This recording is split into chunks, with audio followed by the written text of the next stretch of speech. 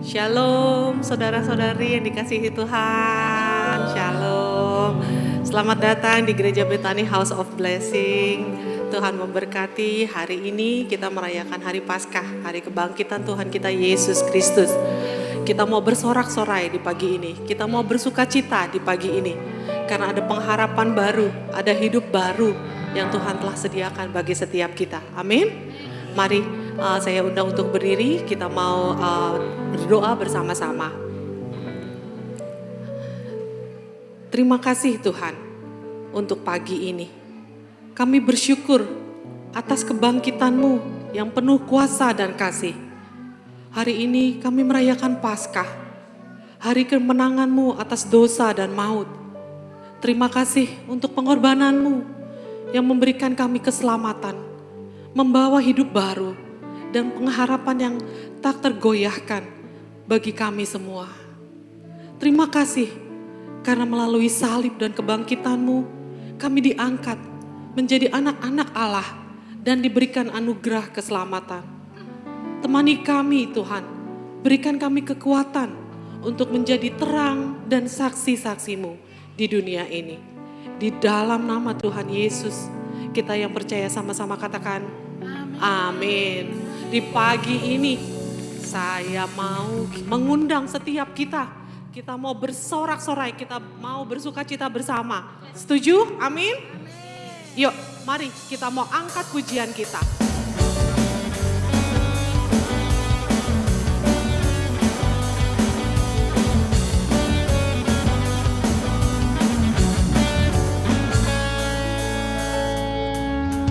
Bangkit, serukan nama Yesus.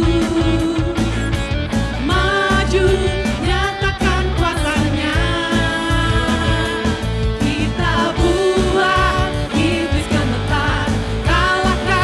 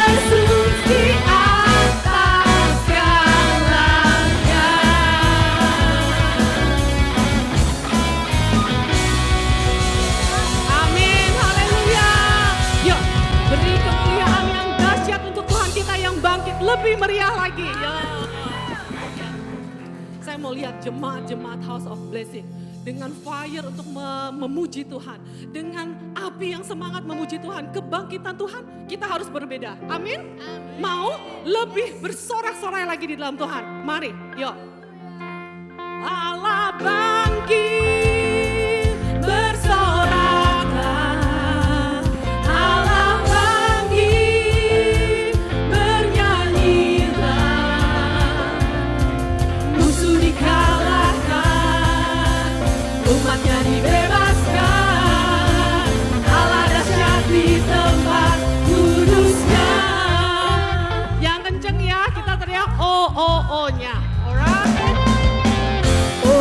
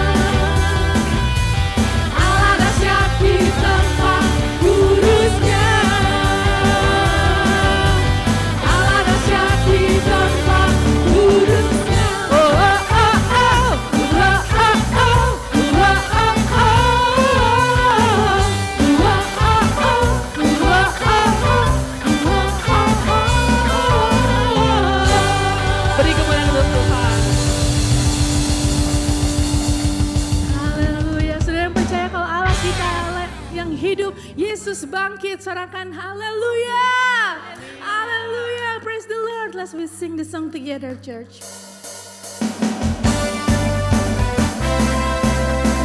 Terima kasih Tuhan, karena karya kebangkitan-Mu Tuhan Yesus, kami boleh hidup. Thank you Lord. Anak Allah,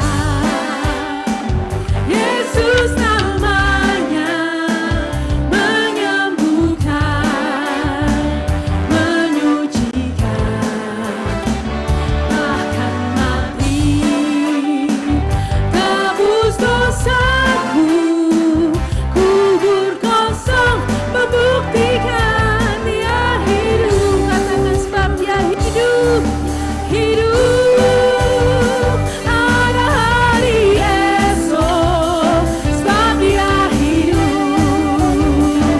Ku tak gentar, karena ku tahu Dia pegang hari esok. Hidup jadi berarti sebab Dia hidup. Anak Allah, Yesus namanya, menyembuhkan, menyucikan. Ada amin saudara? Mati, tebus dosaku, kubur kosong, membuktikan Dia hidup. Sama-sama katakan sebab Dia hidup. Imani, katakan ada hari esok. Thank you Lord. Haleluya. Ku tak gentar, karena ku tahu Dia pegang hari esok. Hidup jadi berarti sebab Dia hidup. Musik memuji Tuhan. Mari Bapak Ibu Saudara, yuk kita memberikan salam satu dengan yang lain yuk. Katakan selamat Paskah. Tuhan Allahmu yang kamu sembah itu hidup. Kita mau bersuka cita pagi hari ini. Let's turn to your neighbor and say, God is good. He's a living God.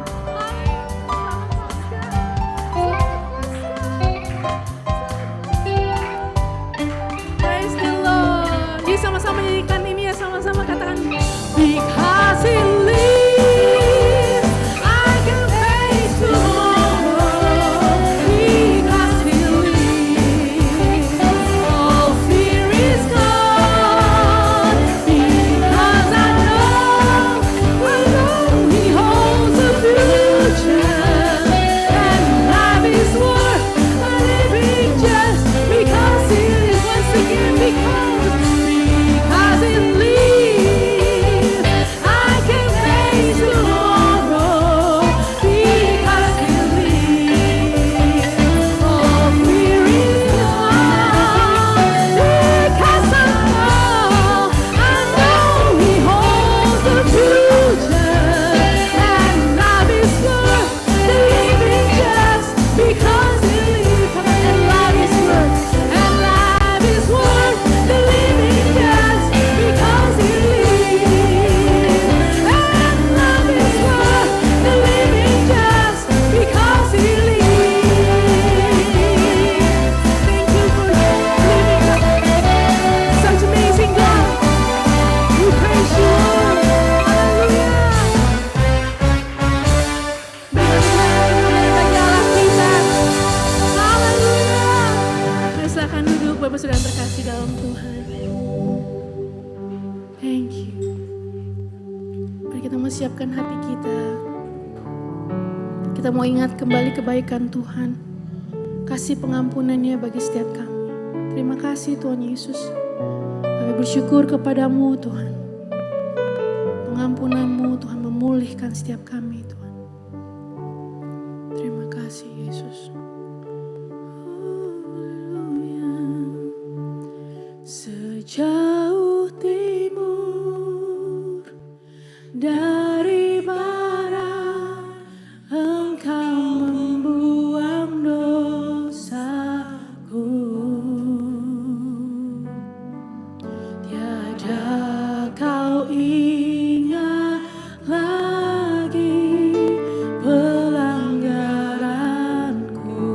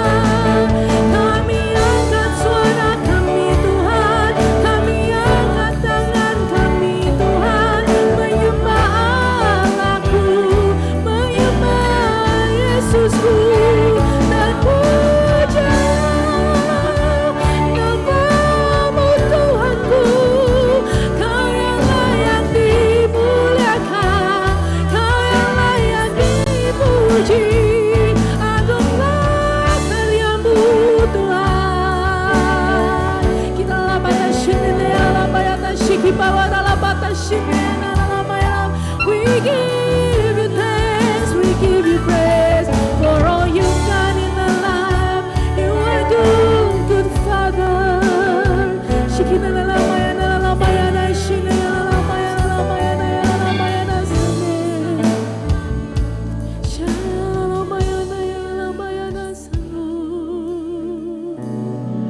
Betapa besar kasih-Mu Tuhan, Kau mati bagiku.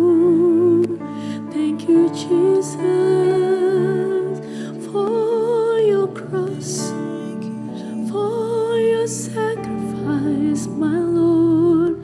We give you all the honor. Thank you Jesus.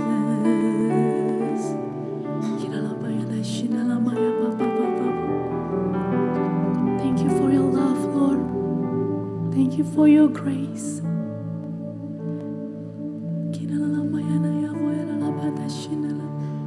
Sungguh besar kasih karunia-Mu Tuhan bagi setiap kami, Tuhan. Terima kasih Tuhan Yesus. Kalau kami boleh taruh harapan kami dalam Engkau Tuhan, we can put our trust, our hope in you, O Lord. Thank you Jesus. Betapa besar kasih pengampunan-Mu Tuhan. Tak Kau pandang hina hati yang hancur.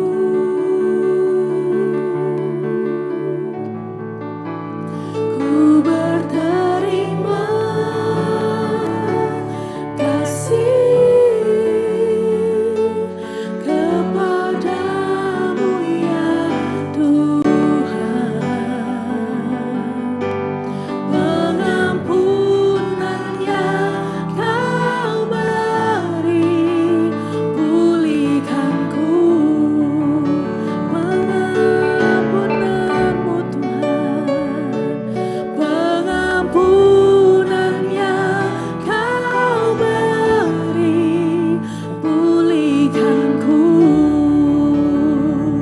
Pengampunan-Mu Yesusku, pengampunan yang Kau beri, pulihkanku. Thank you Jesus. Thank you Jesus. Thank you Lord. Haleluya. Terima kasih Tuhan Yesus. Kalau Kau Allah yang tidak pernah gagal, kami percaya Kau Allah yang bisa melakukan segala hal. Terima kasih Tuhan Yesus. Sungguh Kau baik Tuhan.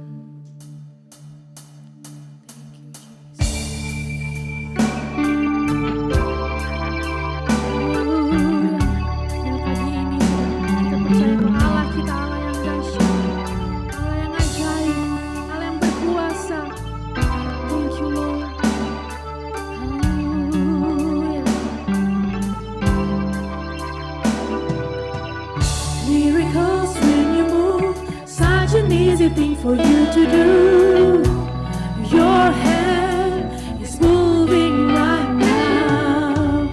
You are still showing up at the time of every Lazarus. Your voice is calling me out right now.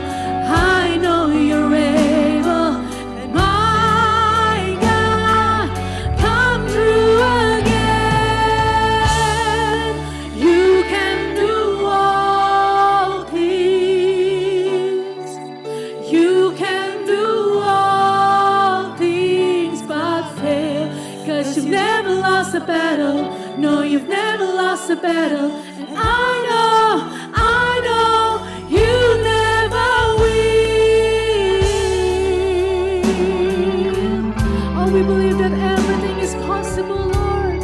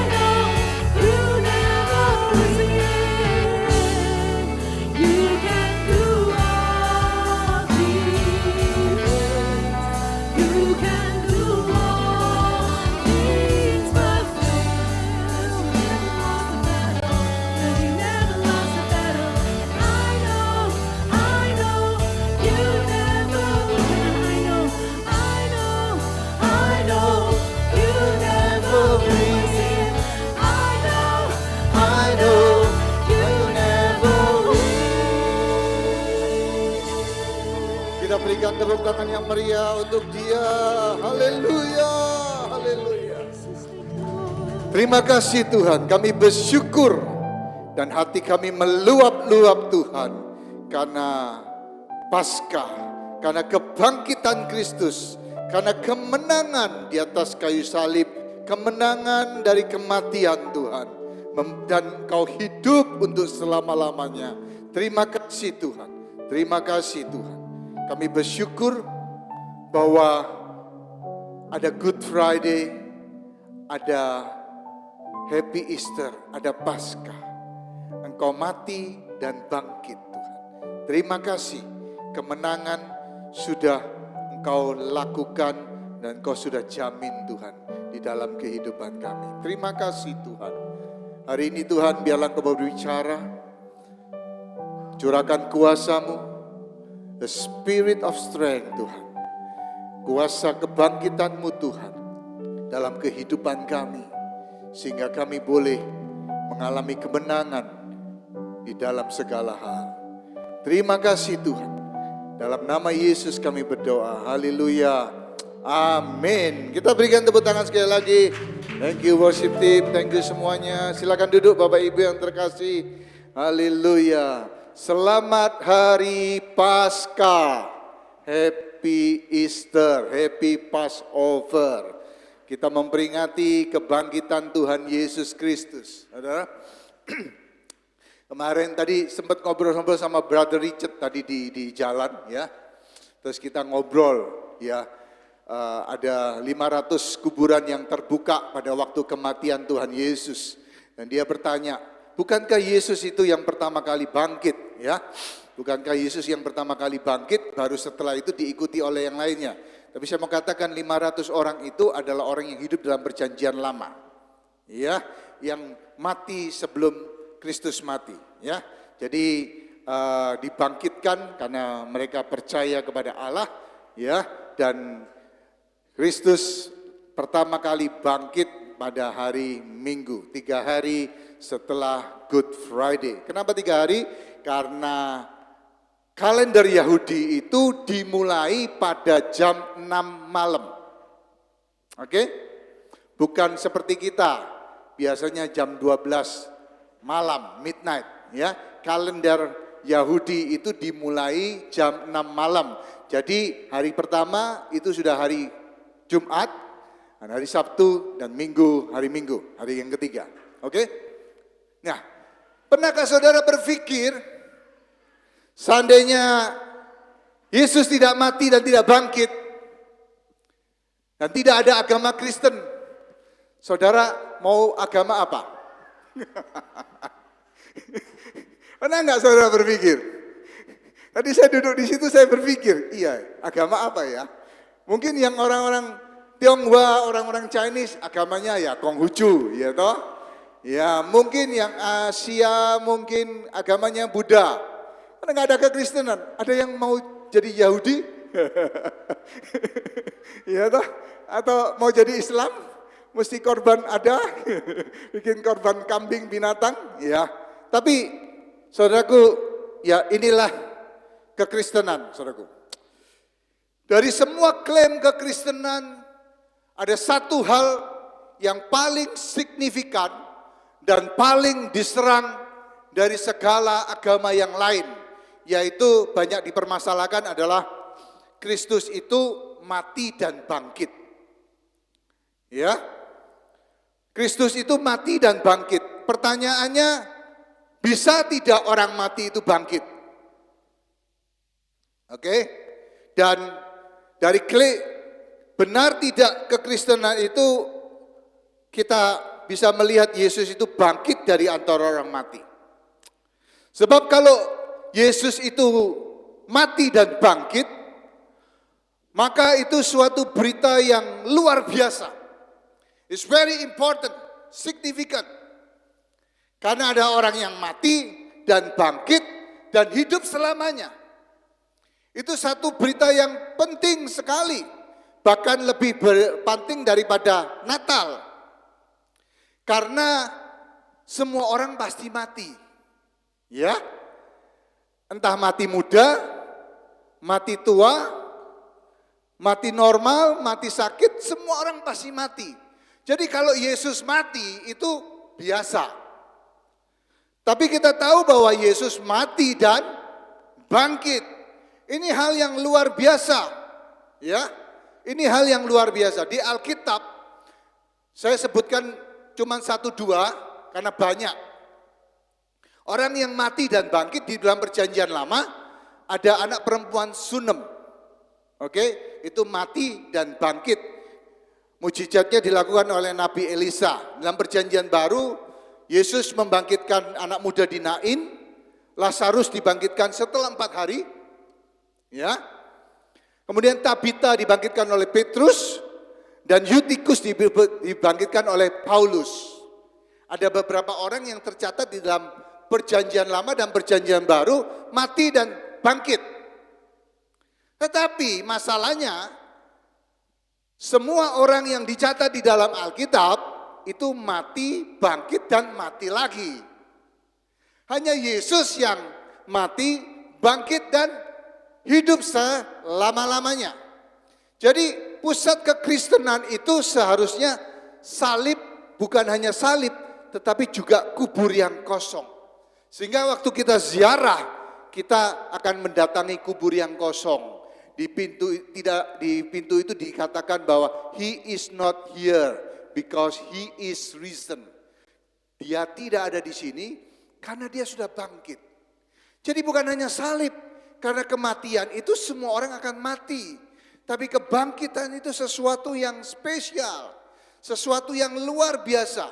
Jadi kekristenan itu berdiri atau tidak, itu tergantung dari klaim ketika Yesus ada di situ, dia berkatakan bahwa aku akan bangkit pada hari ketiga.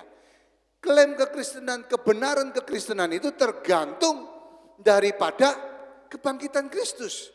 Dan nyata bahwa Yesus Kristus itu bangkit, sehingga ada agama Kristen, ada para rasul yang menyebarkan berita kebangkitan Kristus. Ya, nah saya mencatat ada beberapa sumber utama kebangkitan Kristus. Ditulis di dalam 1 Korintus 15 ayat 3-8. Seluruh kitab Korintus pasal surat Paulus di Korintus 15 ini adalah surat tentang kebangkitan Kristus. Jadi surat ini ditulis sekitar tahun 50 sampai 55 Masehi. Jadi ini adalah bukti yang tertulis yang pertama dan yang terdekat daripada kematian Kristus. Sekitar 20 sampai 25 tahun setelah Kristus mati dan bangkit. Di situ dituliskan bahwa dia melihat Kristus itu bangkit, dia melihat bahwa Kristus itu menjumpai murid-muridnya, Kefas, Petrus, dan Yohanes, dan lain-lainnya, menampakkan diri pada 500 orang murid. Ditulis di situ, sehingga itu adalah bukti yang tertulis. Kemudian Injil Matius, Markus, Lukas, Yohanes juga menulis itu. Dan kisah para rasul semua mencatat tentang penampakan, kebangkitan daripada Kristus dan penampakan Kristus 40 hari dan kemudian dia naik ke surga. Juga surat-surat Paulus yang lainnya. Tetapi banyak orang masih meragukan itu. Adakah bukti lain? Nah, ada literatur kuno yang mendukung selain daripada Alkitab. Ada beberapa, namanya Flavius Josephus. Dia adalah orang Yahudi, kemudian dia pindah menjadi orang Romawi. Menulis satu buku namanya Antidotes of the Jews tahun 93. Dia menyebutkan bahwa Yesus itu orang bijaksana, dia mati dan bangkit hidup kembali pada hari ketiga. Jadi orang yang bukan percaya Yesus, orang yang luar, jadi buku yang ditulis selain Alkitab. Kemudian ada namanya Tacitus tahun 116, seorang senator di Roma, dia juga menulis buku itu menyebutkan bahwa Yesus itu mati dan bangkit, kemudian dia melihat penyebaran agama Kristen. Ada satu orang namanya Pliny the Younger, tahun 112, orang politik, seorang gubernur, ya, seorang gubernur orang Romawi, dikatakan bahwa orang Kristen menyembah Kristus sebagai Tuhan. Jadi saudaraku, selain Alkitab ini, ada literatur-literatur kuno, ada buku-buku kuno yang menyebutkan tentang kematian dan kebangkitan Kristus. Tetapi aneh saudaraku, ada literatur yang kemudian muncul 600 tahun sesudah itu menyebutkan bahwa Yesus tidak disalib, tidak mati, tapi hidup, kemudian lari ke India dan yang lain-lainnya saudaraku. Bagaimana mungkin 600 tahun kemudian itu menyebutkan hal yang gitu. Ada kemungkinan mereka mengikuti fitnah atau cerita bohong, hoax yang beredar, ditulis di dalam Alkitab Matius 28 ayat 15, mereka menerima uang itu dan berbuat seperti yang dipesankan kepada mereka, dan cerita ini tersiar di antara orang Yahudi sampai sekarang. Jadi di masa itu ada satu berita bohong yang dimunculkan bahwa Yesus itu enggak mati.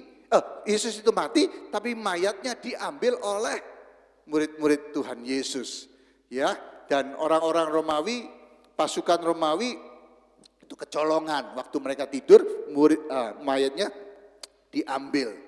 Nah, saudaraku, ini satu berita bohong yang akhirnya sampai berabad-abad kemudian masih diyakini, masih dianggap sebagai satu kebenaran. Padahal zaman-zaman Masehi, ya toh, sampai tahun 90 sampai tahun 100 ada tulisan-tulisan yang meyakinkan bahwa Kristus itu mati dan bangkit dan naik ke surga. Kita tepuk tangan buat dia.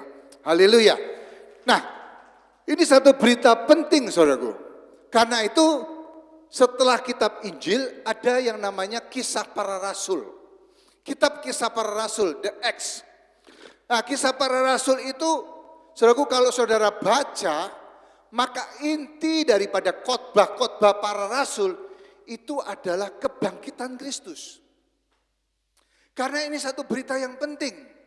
Satu berita yang penting yang perlu disiarkan pada waktu itu.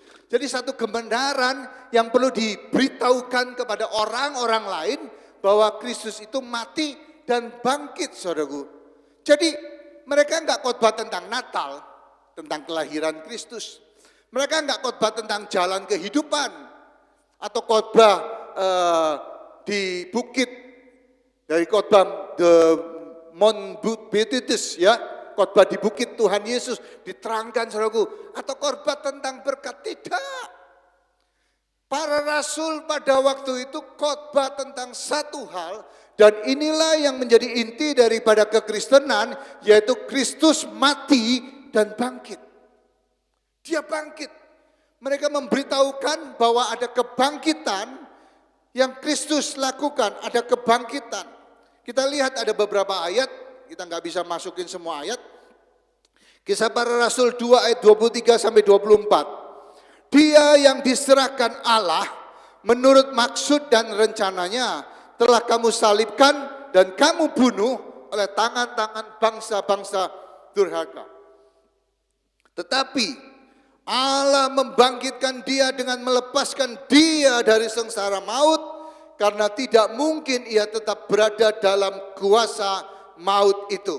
Saudara, itu dalam Kisah Para Rasul 2. Kisah Para Rasul 3 dimulai pada waktu Petrus dan Yohanes mau berdoa di Bait Allah. Kemudian ketika mereka ada di sana, ada orang lumpuh yang minta uang.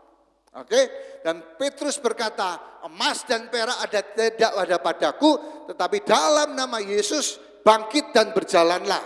Dan orang itu yang sudah 38 tahun lumpuh, tiba-tiba bangkit karena nama Yesus. Dan akhirnya setelah itu dalam Kisah Para Rasul pasal yang keempat, saudaraku, Mahkamah Agama itu menahan Petrus.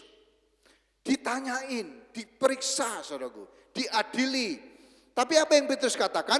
Sekali lagi, Kisah Para Rasul 4 ayat ke-10, maka ketahuilah oleh kamu sekalian dan oleh seluruh umat Israel bahwa dalam nama Yesus Kristus orang Nazaret yang telah kamu salibkan, tetapi yang telah dibangkitkan Allah dari antara orang mati, bahwa oleh karena Yesus itulah orang ini berdiri dengan sehat sekarang di depan kamu. Jadi satu khotbah-khotbah yang menyatakan bahwa Kristus mati dan bangkit. Tapi seringkali sekarang gereja hanya bicara kebangkitan Kristus waktu Paskah. Betapa satu hal yang ironis. Tapi pada masa itu mereka menyatakan bahwa percayalah Kristus itu mati dan bangkit. Ada keselamatan. Ya, Paulus menulis dalam 1 Korintus pasal yang ke-15. Dan jika Kristus tidak dibangkitkan, kalau tidak, maka sia-sialah kepercayaan kamu. Dan kamu masih hidup di dalam dosamu. Demikianlah binasa juga orang-orang yang mati dalam Kristus. Jikalau kita hanya dalam hidup ini saja menaruh pengharapan pada Kristus, maka kita adalah orang yang paling malang. Dari segala manusia paling malang. Kalau kita mengharapkan Kristus dan ternyata Kristus tidak dibangkitkan. Tetapi yang benar ialah bahwa Kristus telah dibangkitkan dari antara orang mati.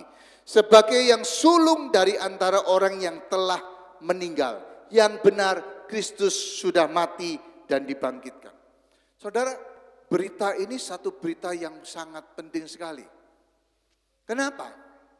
Karena setelah kematian Kristus dan kebangkitannya, dan kemudian para rasul, ya, Rasul Yohanes yang mati paling akhir tahun 90-an Masehi, sampai kemudian tahun 300 Konstantinopel, itu orang Kristen itu diburu, diperbudak, disiksa.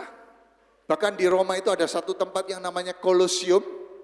Orang-orang yang masih percaya, disiksa tapi masih mengaku Yesus itu, Kristus itu mati dan bangkit, akan diperhadapkan dengan singa. Dibunuh di sana. Dibuat satu pertarungan yang seru, mereka melihat bahwa orang-orang, apakah Kristus yang mati dan bangkit itu menolong mereka. Dan banyak orang-orang yang mati martir di situ. Jadi berita kematian dan kebangkitan Kristus itu sangat penting pada masa-masa itu. Tapi saya mau katakan betapa lebih pentingnya berita kematian dan kebangkitan Kristus di zaman ini daripada sebelum-sebelumnya. Kenapa? Karena kita akan masuk pada zaman-zaman di akhir zaman. Dan inilah seharusnya yang menjadi inti utama daripada pengkhotbah di gereja bahwa Yesus mati. Keyakinan kita bahwa Dia mati dan bangkit untuk saya. Yang benar bahwa Kristus dibangkitkan.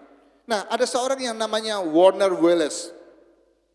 Warner Wallace ini, dia seorang detektif khusus cold case. Apa itu cold case? Cold case itu adalah penyelidikan tentang satu misteri pembunuhan yang setelah bertahun-tahun diselidiki nggak ketemu pembunuhnya. Itu cold case. Sehingga akhirnya ditutup, sudah kita nggak bisa lanjutkan ini karena nggak bakal ketahuan, ya. Jadi disebut cold case. Nah, ini adalah spesialis cold case, namanya Warner Wallace. Nah, dia seorang ateis, dia nggak percaya tentang Tuhan. Nah, suatu waktu dia tergoda untuk menyelidiki tentang kematian dan kebangkitan Kristus. Dia berpikir betapa orang-orang Kristen ini adalah orang-orang yang bodoh. Kenapa bisa percaya ada orang mati dan bangkit? Dia mau membuktikan dengan teori-teorinya, dia menyelidiki supaya dia bisa menyangkal tentang kematian dan tentang kebangkitan Kristus. Tetapi setelah bertahun-tahun dia menyelidiki, ya, dia menulis sebuah buku namanya Cold Case Christianity. Dan ada 4 hasilnya. Yang pertama, dia tulis bahwa Yesus mati di kayu salib dan dikubur. Yang kedua, bahwa kubur Yesus kosong dan tidak orang bisa menunjukkan jenazahnya. Yang ketiga, murid Yesus percaya bahwa mereka melihat Yesus dibangkitkan dari kematian. Dan yang keempat, murid Yesus berubah. Sejak mereka mengaku bertemu dengan Yesus yang sudah bangkit, berubah. Saudaraku. Ada perubahan. Dalam Kisah Para Rasul kita melihat mereka berubah. Jadi saudaraku, kesimpulannya, Yesus memang mati dan bangkit kembali. Dan akhirnya dari seorang ateis, dia menjadi orang yang percaya. Saudara, ini satu hal yang kita bisa lihat bahwa kekristenan itu sangat berbeda dengan yang lainnya. Bukan cuman kubur, bukan cuman salib, tapi ada kubur yang kosong. Ada kemenangan, ada kebangkitan, dan bahkan dia naik ke surga. Saya kemarin khotbah bahwa ada 2.500 nubuatan di dalam Alkitab. Oke? 2.000 nubuatan sudah digenapi. Tinggal 500. Ada 7 nubuatan yang belum digenapi. Salah satunya adalah kedatangan Yesus kedua kali. Kematiannya, kebangkitannya, dan dia naik ke surga sudah digenapi. Tinggal satu ini yang belum digenapi. Ada 500 nubuatan yang belum digenapi tentang hal-hal yang lainnya. Oke? Apakah kita percaya bahwa dia pasti akan datang kembali? Karena dari 2.500, 2.000 nubuatan yang ditulis, Alkitab menulis itu dari perjanjian lama awal sampai perjanjian baru akhir, itu rentang waktunya 1.800 tahun. 1.800 tahun. Jadi tulisan-tulisan di dalam 1.800 tahun itu ada 2.500 nubuatan yang 2.000 sudah digenapi. Tinggal 500. Tinggal ada beberapa nubuatan. Tapi saya percaya saudaraku, kalau yang 2.000 sudah digenapi, yang 500 pun pasti akan digenapi. Kalau Yesus, nubuatan Yesus tentang kematiannya, kelahirannya, kematiannya, kebangkitannya, dan bahkan kenaikannya di surga sudah digenapi. Pasti kedatangannya yang kedua kali pasti akan digenapi. Yang percaya katakan amin. Tepuk tangan buat Tuhan Yesus Kristus. Haleluya. Kapan waktunya? Kita harus menunggu dalam kehidupan ini. Kita nggak tahu, tidak ada satu orang pun yang tahu. Cuman lihat tanda-tandanya. Ya, oke. Nah, dampak kematian Kristus bagi kita, bagi dunia, bagi orang-orang percaya, bagi orang-orang yang ada di dunia, ada dua. Yang pertama adalah orang yang kematian Kristus, kebangkitan Kristus berdampak bagi kita sehingga kita menjadi orang yang tidak takut mati. Tidak takut menghadapi yang namanya kematian. Saudara, ada yang enggak? Ada yang di sini takut mati?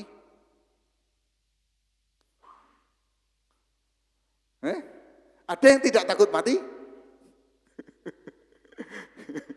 Tidak takut? Oke. Banyak orang mengalami ketakutan, afraid of death. Karena kematian dianggap sebagai akhir daripada kehidupan.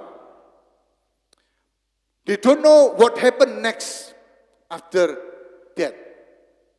Jadi mereka mengalami ketakutan ketika mereka sakit, mereka minta disembuhkan, mereka minta dokter menyembuhkan mereka karena takut menghadapi yang namanya kematian. Banyak orang takut karena kematian itu dianggap sesuatu yang final, sesuatu yang misteri. Ada satu cerita, satu supir taksi, dia bawa penumpang saudaraku hari itu. Dia bawa penumpang, terus kemudian saudaraku setelah tahu kemana dia pergi, dia jalan, tiba-tiba penumpangnya ini pengen ngomong sama dia. Terus dari belakang dia pegang bahu supir taksi ini. Saudaraku, apa yang terjadi? Supir taksi ini kaget setengah mati. Ya toh, dia kaget saudaraku, tiba-tiba dia tanpa sadar dia nginjak pedal gas mobil itu lari, ya, sampai kemudian dia saking ketakutannya sampai mau pinggir sungai, sampai akhirnya dia sempat ngerem. selamat puji Tuhan di tepi sungai, tidak sampai masuk ke sungai. Terus saudaraku, penumpangnya merasa bersalah. Dia akhirnya ngomong, oh maaf, sorry, saya nggak tahu kalau kamu itu kagetan.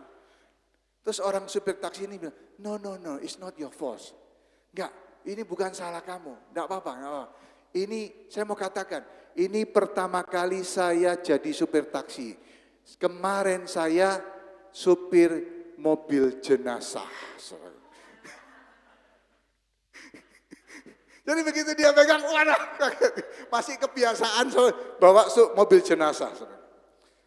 Jadi saudaraku, ada banyak orang takut dengan yang namanya kematian. Ibrani 2 ayat 14 berkata begini.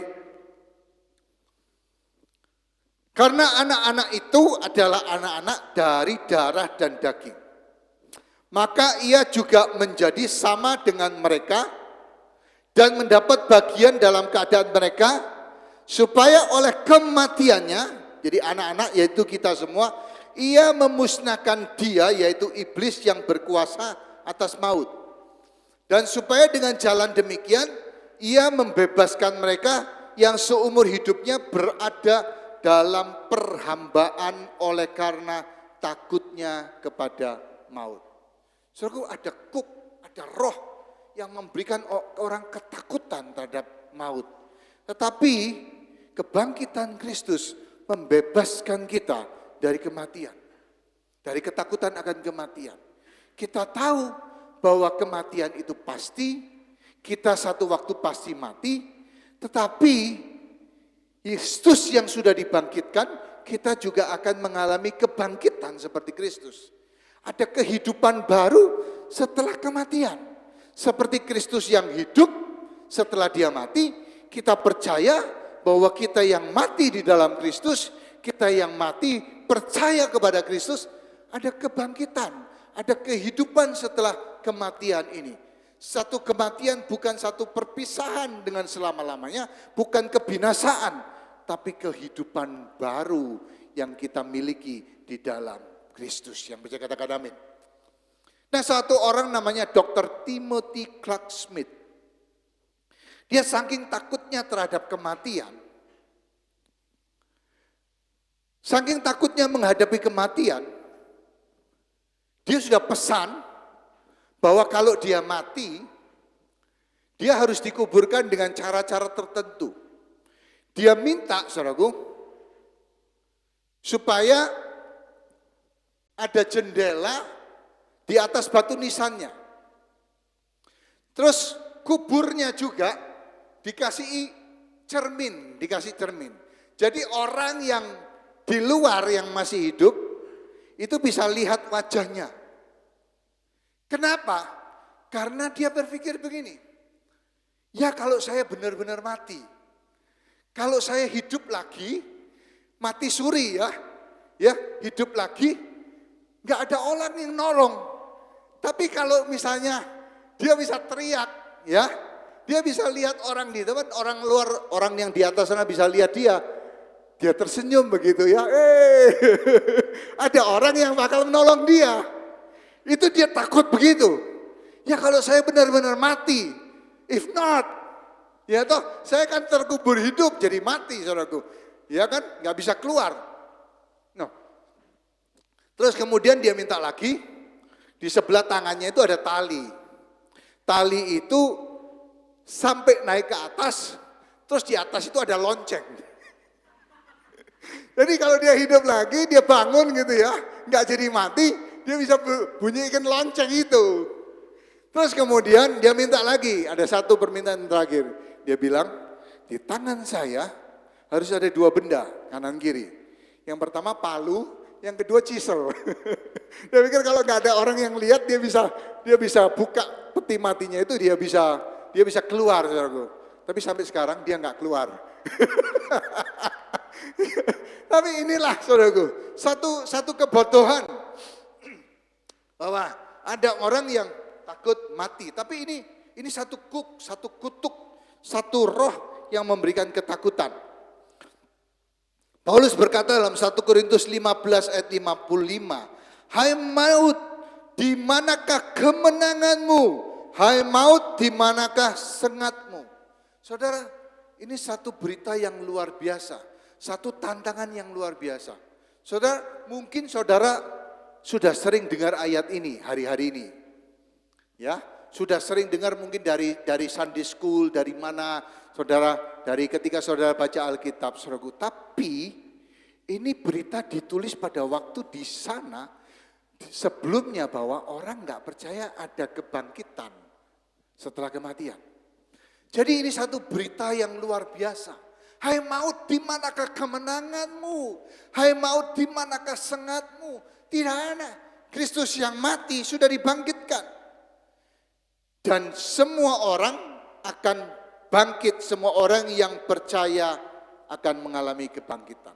Nah, saudara, kita kemarin hari Jumat itu kita lihat tentang bagaimana Kristus itu disalib. Tapi saudaraku, kalau saudara lihat waktu Yesus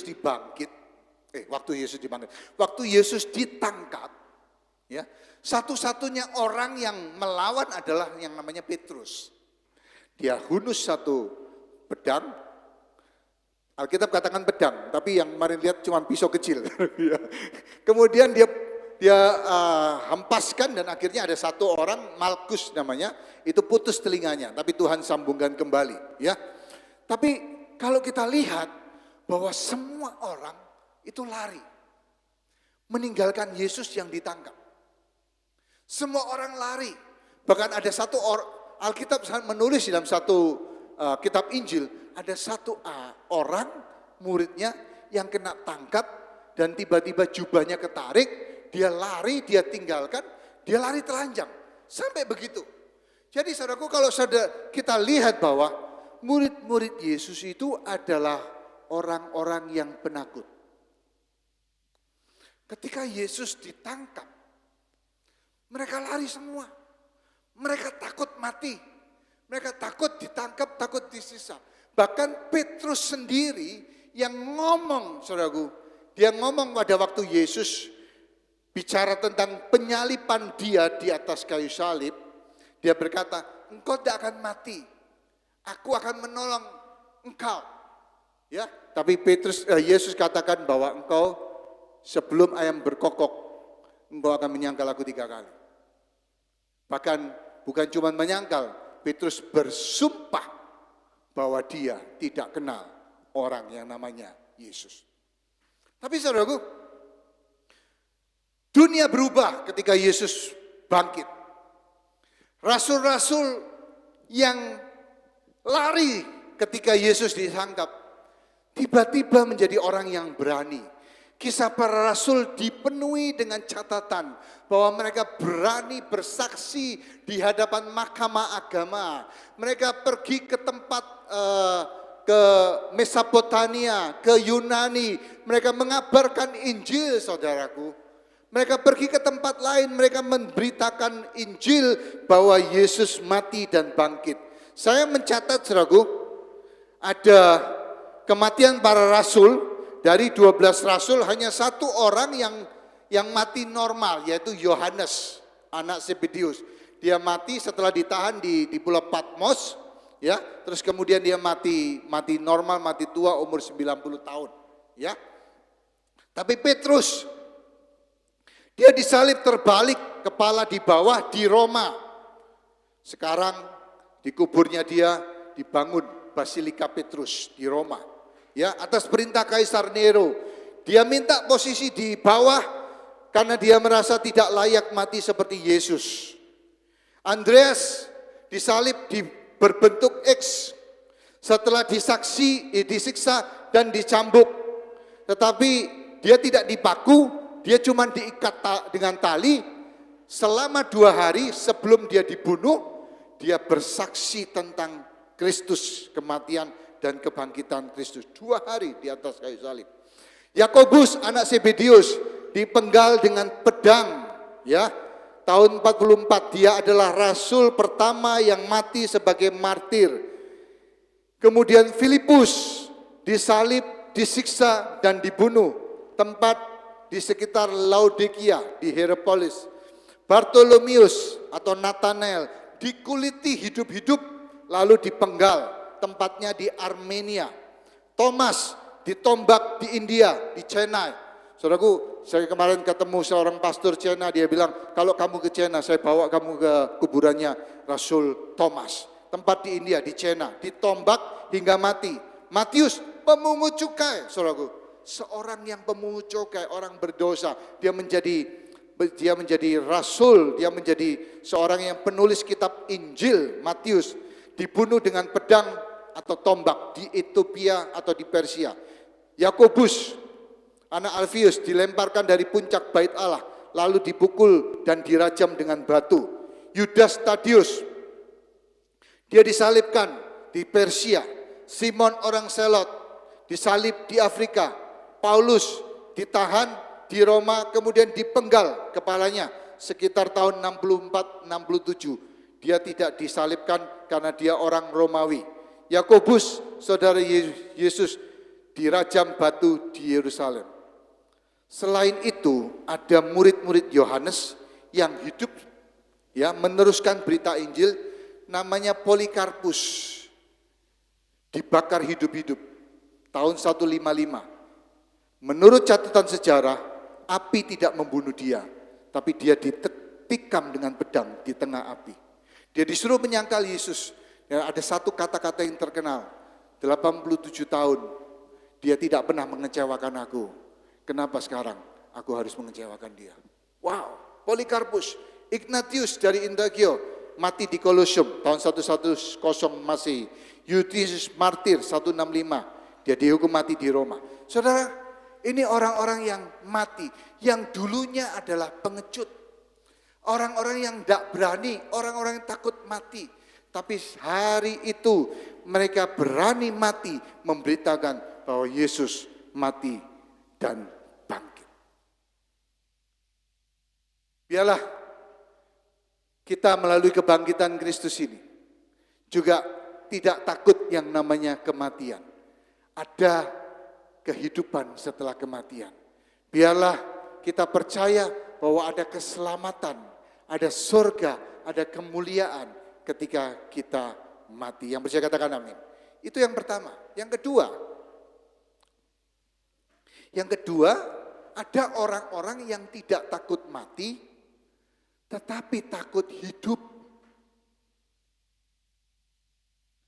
Takut hidup.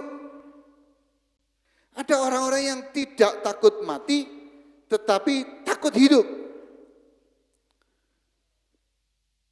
Ada sekitar 700 sampai 800 ribu orang meninggal karena bunuh diri setiap tahun di seluruh dunia.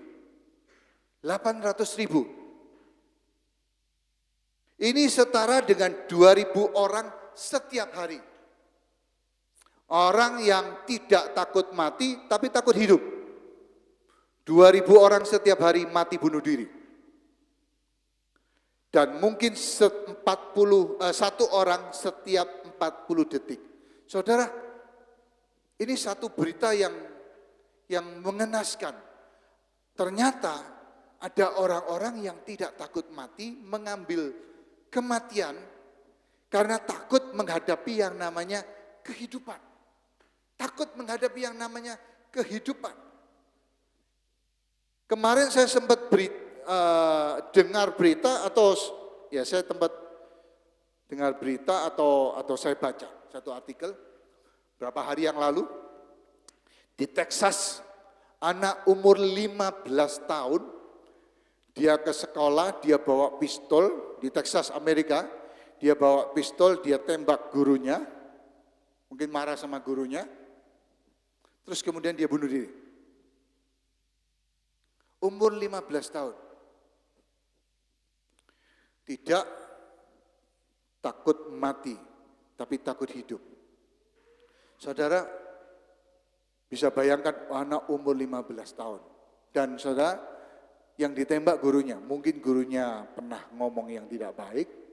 Saudaraku, tapi saya berpikir akibatnya gimana ya? Apakah guru-guru menjadi guru yang lemah? Karena takut mengalami hal-hal seperti itu, khususnya di Amerika. Atau gimana? Gimana Pak Guru? Ya kan? Susu. Ya, artinya guru bisa dibunuh walaupun bukan dengan pistol, tapi dengan pisau, whatever lah, ya toh? Ya, puji Tuhan Australia nggak pernah ada kejadian seperti itu ya. Pernah? Oke. Jadi ada hal-hal seperti itu. Oke? Tapi inilah dunia, saudaraku. Dunia menghadapi yang namanya kekecewaan, dunia menghadapi yang namanya pergumulan hidup, dunia menghadapi yang namanya krisis. Kita dulu pernah krisis kesehatan COVID, sekarang krisis energi, krisis moneter selalu ada. Saya kemarin sempat lihat berita rumah di properti di Perth itu tetap naik sampai 25%. Scary, saudara. Terutama orang-orang yang belum punya rumah, anak-anak muda yang belum menikah, 25 tahun. Melbourne, Sydney sudah stuck. Perth itu masih growing 25%, walaupun interest sudah naik, ya. Jadi saudaraku, kita bisa melihat dunia ini menghadapi krisis, orang menjadi ketakutan. Takut, cost of living, semuanya naik. Petrol naik, yaitu cost of living. Saudara, cost of living, semuanya naik. Cuman hujan yang turun, saudara, ya. Saya baca kemarin satu artikel, the cost of living increase, ? The cost of dying is also soaring. Funeral cost in the UK kadang-kadang bisa exceeding 5,000 pound sterling, artinya kira-kira 10-12 ribu Australia dollar. Akhirnya ada paket hemat. Dan banyak orang, 1 daripada 5 orang di London berkata bahwa aku akan pilih paket hemat. Paket hematnya itu apa? Begitu mati, ya toh, dikasih peti mati, dikubur tanpa funeral,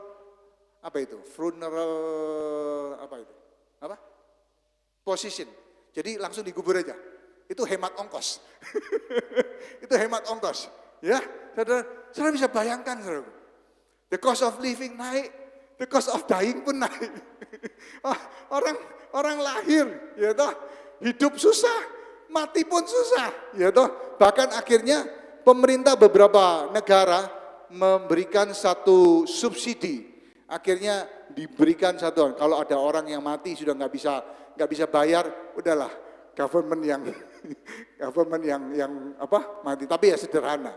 Saudaraku, jadi itulah. Tapi kematian dan kebangkitan Kristus memberikan kita yang namanya pengharapan. Bahwa di tengah krisis, di tengah situasi yang tidak ada harapan, kita masih punya yang namanya pengharapan. Karena Kristus yang mati itu bangkit. Yang percaya katakan amin. Ada pengharapan bahwa ada kemenangan. Saya panggil para pemain musik ya.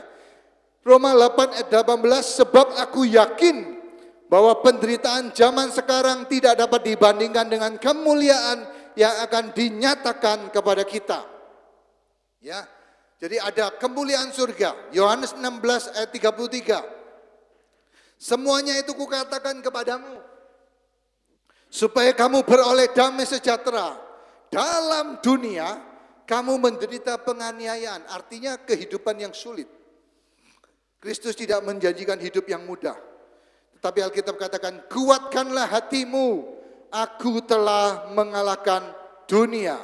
Roma 8 ayat 31, sebab itu apakah yang akan kita katakan tentang semuanya itu?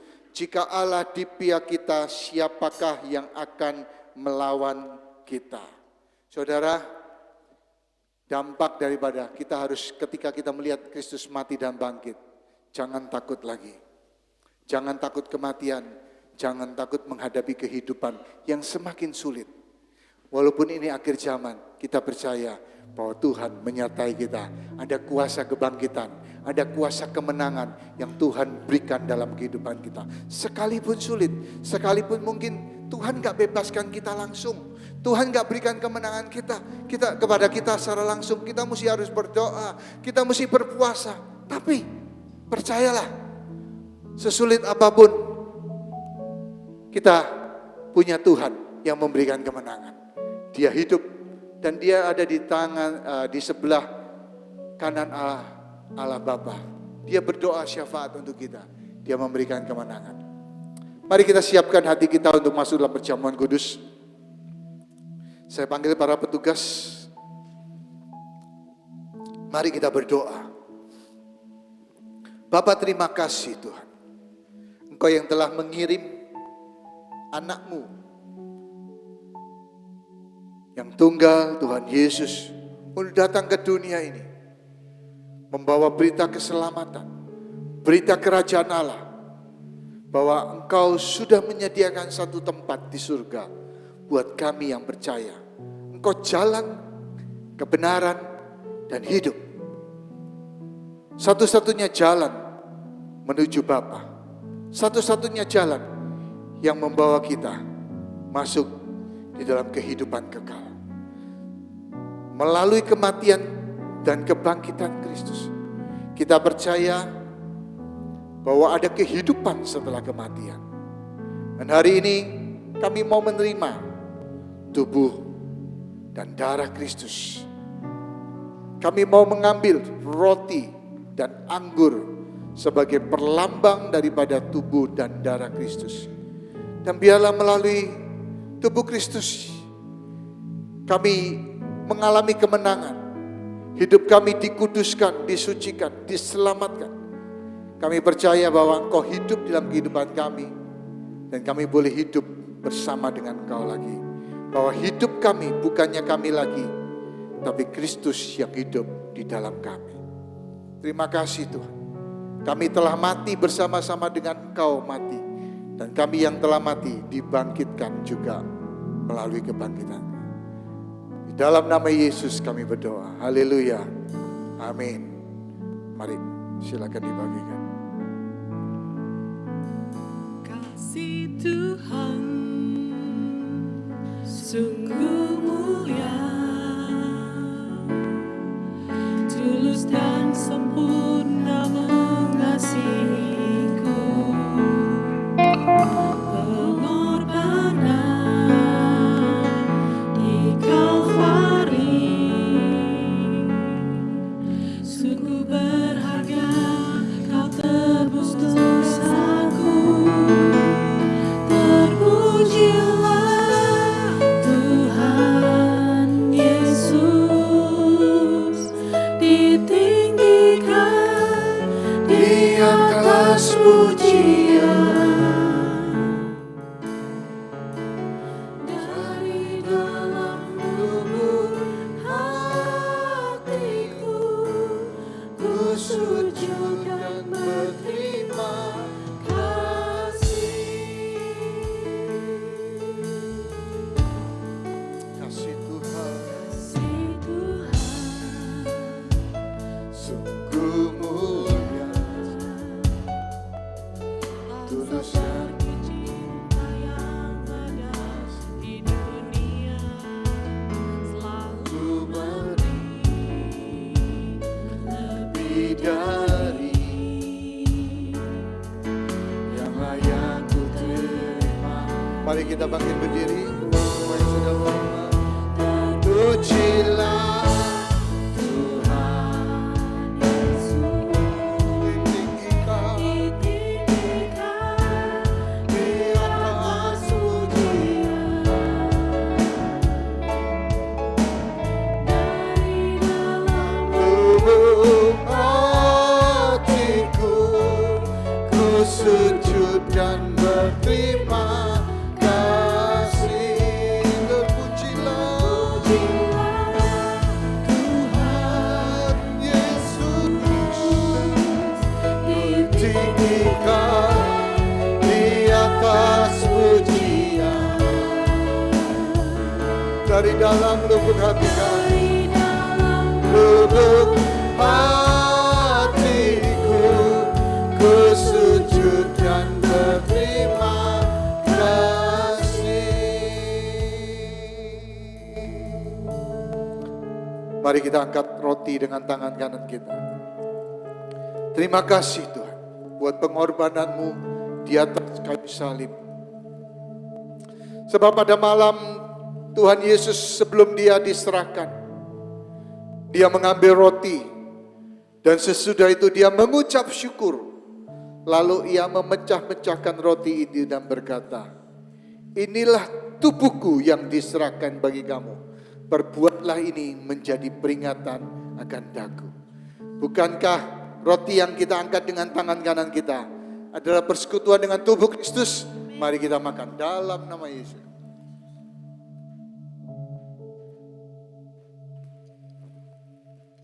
Kita angkat cawan anggur dengan tangan kanan kita. Sementara tangan kiri kita taruh di dada di mana Roh Kudus bersemayam. Dan sesudah itu dia mengucap syukur atasnya. Dan dia berkata, dia mengambil cawan lalu berkata, cawan ini adalah perjanjian baru yang dimeteraikan oleh darahku. Perbuatlah ini setiap kali kamu meminumnya menjadi peringatan akan daku. Jemaat yang dikasihi Tuhan, bukankah cawan yang kita angkat dengan tangan kanan kita adalah persekutuan dengan darah Yesus? Mari kita minum di dalam nama Yesus.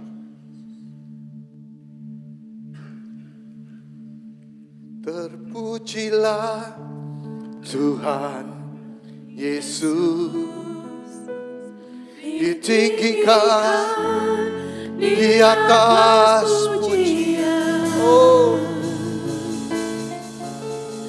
dari dalam lubuk hatiku, ku sujud dan berterima kasih. Terpujilah Tuhan Yesus, ditinggikan di atas pujian. Dari dalam lubuk hati,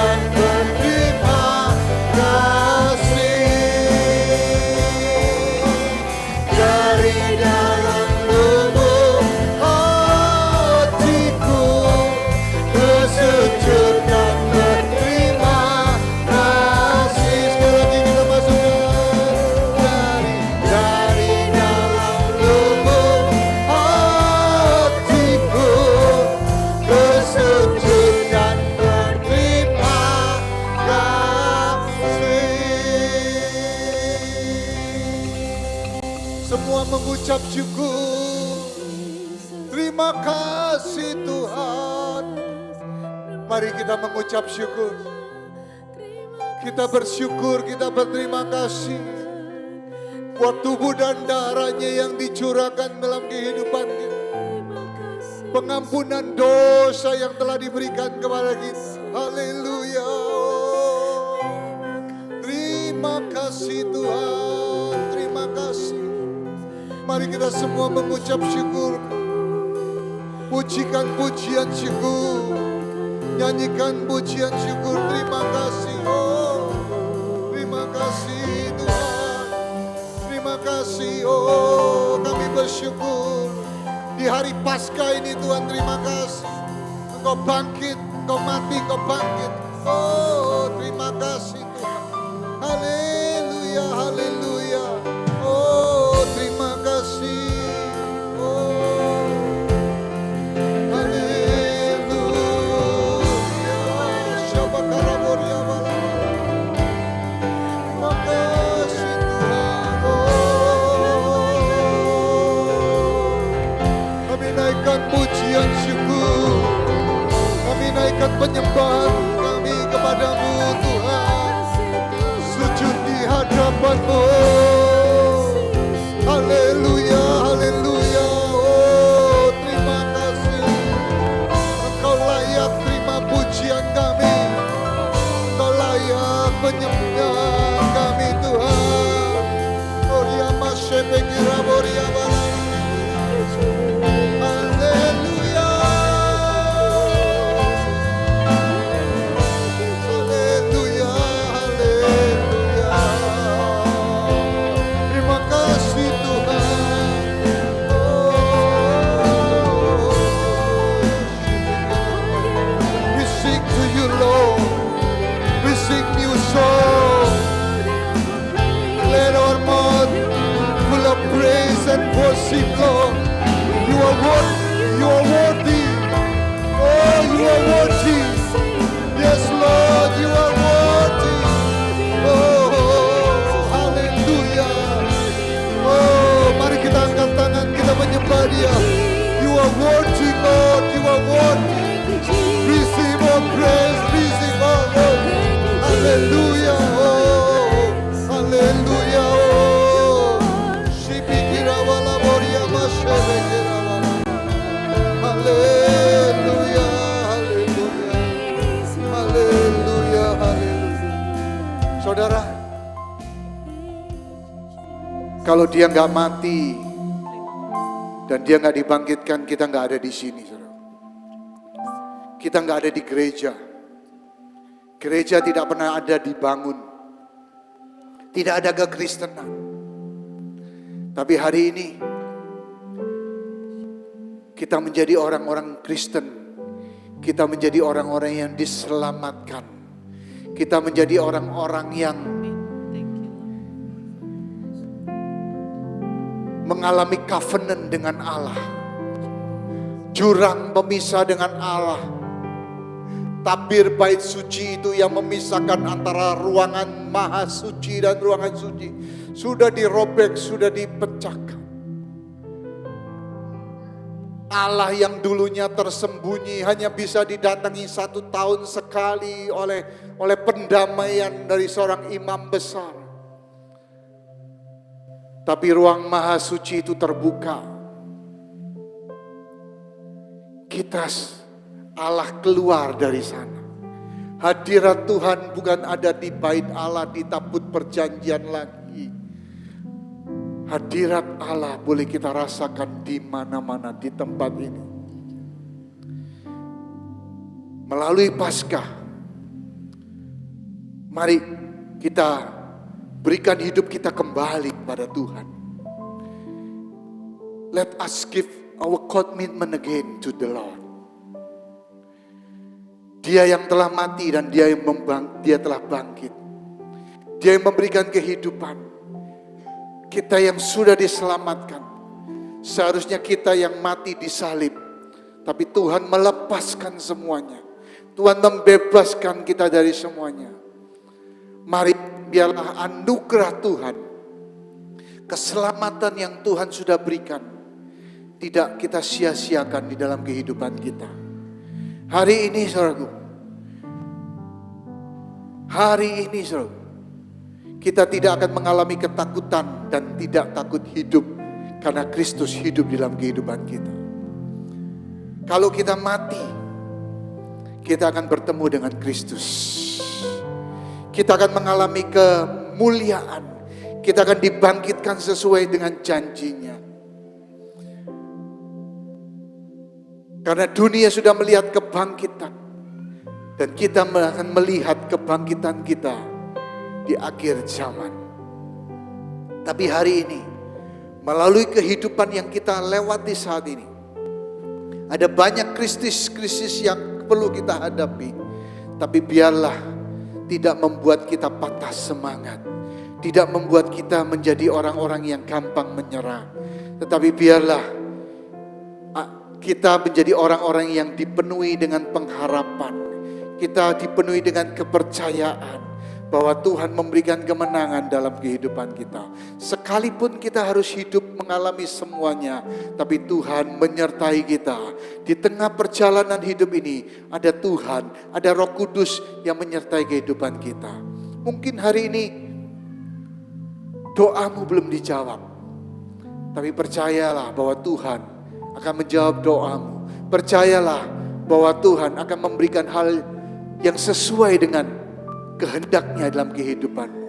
Sekalipun itu tidak baik, tapi biarlah kita tetap percaya bahwa Tuhan menyertai kita dan Tuhan sanggup mengubah yang tidak baik menjadi yang baik buat kita. Terima kasih Tuhan. Kami melihat pengharapan. Kami melihat Tuhan bahwa Engkau menolong kami. Kami melihat bahwa Tuhan menyertai kami. Ada kemenangan. Hai maut, di manakah semangat sengatmu? Di manakah kemenanganmu? Tuhan yang sudah memberikan kita kemenangan atas maut, pastilah Tuhan memberikan kemenangan atas segala masalah yang kita hadapi. Terima kasih Tuhan. Terima kasih. Kami percaya bahwa mulai dari Paskah ini Tuhan, gerejamu tidak sama lagi. Ada kemenangan-kemenangan yang Tuhan sudah sediakan di dalam kehidupan kami. Kami percaya hidup kami diubahkan, hidup kami mengalami kemenangan. Terima kasih Tuhan. Jemaat yang dikasih Tuhan, mari angkat tanganmu. Arahkan hatimu kepada Allah Bapa di surga. Biarlah berkat dari Allah Bapa di dalam nama anaknya yang tunggal dan kasih Tuhan Yesus Kristus. Kuat kuasa Roh Kudus boleh menyertai, mengubahkan kehidupan kita, boleh memulihkan kita, memberikan kekuatan di dalam kehidupan kita mulai dari hari ini sampai besok, sampai Maranatha, sampai Tuhan menjemput kita di awan-awan. Yang percaya sudah diberkati, sama-sama katakan amin. Tuhan memberkati. God bless you. Have a good Sunday. Happy Easter sekali lagi. God bless you.